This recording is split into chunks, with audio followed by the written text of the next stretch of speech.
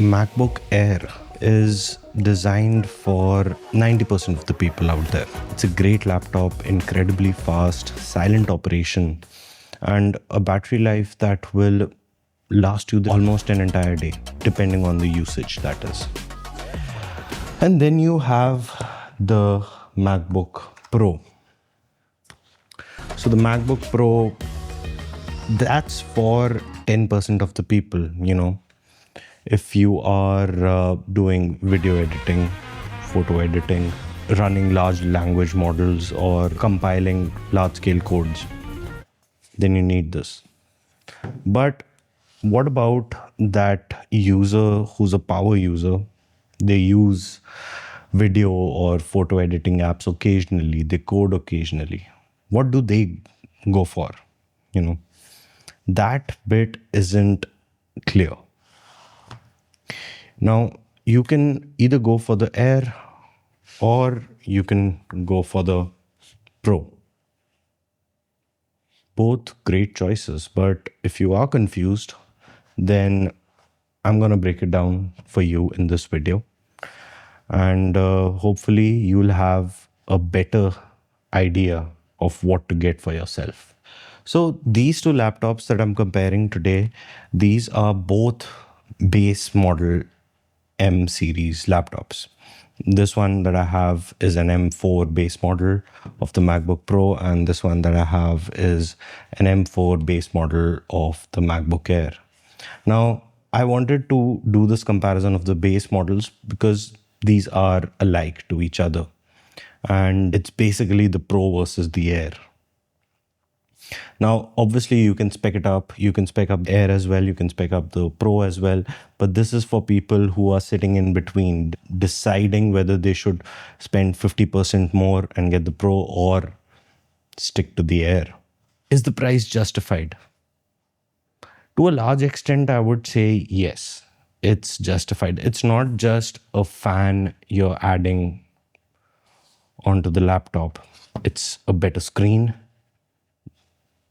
Bigger, a little bigger screen, marginally bigger, I would say. More ports. You have an HDMI port, a Thunderbolt 5 or 4, I think, port, and a memory card reader on the side.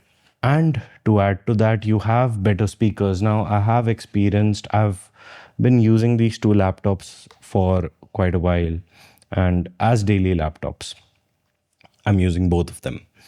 So this one I'm using for my work, and this one I'm using for more of my daily tasks. So I would say when you compare these two, there's a clear difference in the screen. The ProMotion display that the Pro has, there is a difference. The Air feels laggy when I switch.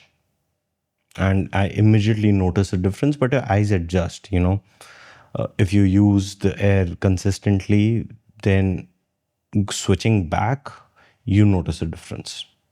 But if you've never experienced that, probably won't make a difference to you. Anyway, then you have the speakers. Speakers definitely are a major upgrade. I would say around about 30 to 40% more sound than this Air. Also, it has a bit more bass. So speakers are bigger, better, and well, they sound better than the Air for sure. There's no doubt about that. Apart from that, it is heavier. Now, this laptop, I need to sometimes, I need to pick it up with both my hands. It is heavy. If I'm reaching out, like this, it feels heavy, definitely. But this one, no worries whatsoever. This is lighter.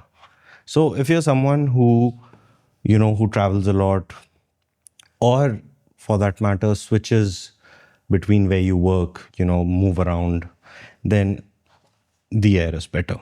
If you're someone who sits at a desk and you don't like clutter that much and you want battery life, then there's the Pro for you. The battery life, there is a difference. almost a 2x difference.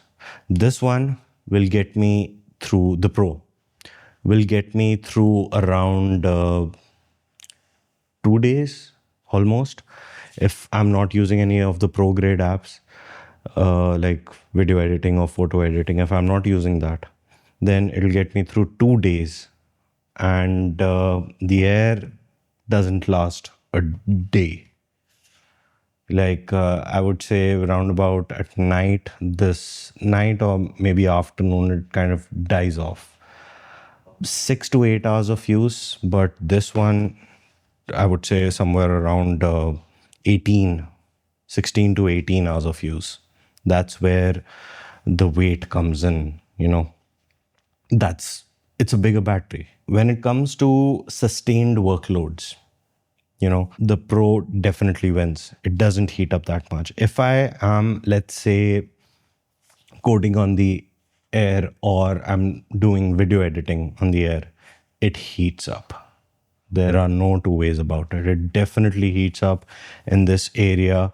The power reduces to about, it throttles somewhere around to 60, 70% of its maximum.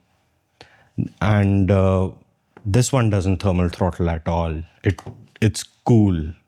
It's cool all the time. It doesn't heat up that much. Especially if I'm rendering any video, let's say a 10-15 minute video, if I'm rendering, no problems. It doesn't thermal throttle. So the render times are also lower in the Pro. But then again, if you are someone who occasionally does the work, I see the value in getting the Pro. You don't have to worry about thermal throttling. And with the Pro, you can just, go about doing your tasks, well, like a pro. So, yeah, sustained workloads, Pro is worth it. If it's not that frequent and sustained workloads are not your thing, get the Air. And if you want to multitask even more, open up, I don't know, 50, 60 tabs of Chrome while working on Excel and maybe a few other apps, maybe Slack or whatever it is, you can spec it up. You can go for 18 GB, 24 GB. So there you will find better value rather than going for the Pro. And that's my verdict.